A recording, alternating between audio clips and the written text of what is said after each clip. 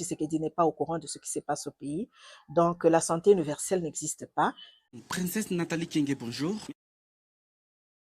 Quel est le rôle que doit jouer une femme dans la politique dynamique de la RDC, en particulier et celle de l'Afrique en général? Bon, le rôle de la femme, ça reste le même rôle que le rôle politique de l'homme, mais avec quelques valeurs ajoutées. Parmi les rôles d'un politicien, on retrouve aussi le rôle de rassembleur et de médiateur. Félix Chilombo a vanté les mérites de la RDC sur la couverture santé universelle. Pensez-vous que cette déclaration reflète le contexte actuel du pays? Comme d'habitude, M. Félix Tshisekedi ne connaît pas la réalité de son pays. Il a toujours tendance à faire la politique des bonnes impressions et des bonnes intentions. Et nous, on n'a pas besoin de ça. Nous, on veut une politique concrète, des faits, qu'on puisse palper ça sur le terrain. En parlant de la santé, il a parlé de la santé universelle. C'est bien beau, hein, sur le fond, c'est bien beau. Mais est-ce que au Congo, dans son pays, il sait que ça ne fonctionne pas? Il sait ce que ça signifie la santé universelle. La santé universelle, ça signifie que les soins primaires, comme la néonatologie, les enfants, la maternité, c'est gratuit. Bon, est-ce qu'on prend l'exemple du Katanga?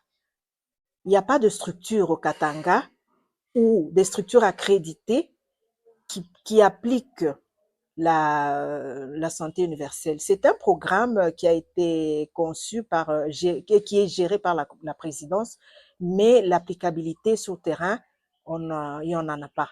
On a vu des structures à Kinshasa qui ont, qui ont commencé à appliquer, à travailler avec la présidence sur la santé universelle. Et parmi ces structures, il y a des structures qui sont sorties du programme parce que on les a pas payées. Maintenant, moi, je ne sais pas combien de fonds a été mobilisé pour ça, comme d'habitude, mais je pense que ça ne fonctionne pas et peut-être que le président n'est pas au courant parce que vous savez, souvent le président Tshisekedi n'est pas au courant de ce qui se passe au pays. Donc, la santé universelle n'existe pas. Sur le fond peut-être, mais ça n'a pas été appliqué. Il n'y a pas de structure accréditée en dehors de Kinshasa qui sont en train d'appliquer le programme de la santé universelle. Ça, c'est un. Et de deux, M. Félix Tshisekedi a dit que 26 millions de Congolais vivent avec la malnutrition aiguë. C'est à peu près presque un quart de la population. Et parmi cette population, 2 enfants sur 5 vivent avec la malnutrition aiguë. Mais c'est bien honteux pour un président aller proclamer ça tout haut quand c'est le même pays qui envoie 41 millions pour la visibilité et aussi de la choléra. La choléra, c'est une maladie des mains sales. Si on analyse les images de Kinshasa ces jours-ci avec les inondations, les gens qui jettent la saleté dans les rues, et je ne pense pas que ces maladies, c'est l'occupation M23 AFC qui ont amené la saleté à Kinshasa ou toutes les maladies dont le président Tshisekedi est en train de parler. À propos du choléra, on doit se rappeler que quand il y avait le projet de forage, ce projet a été surfacturé.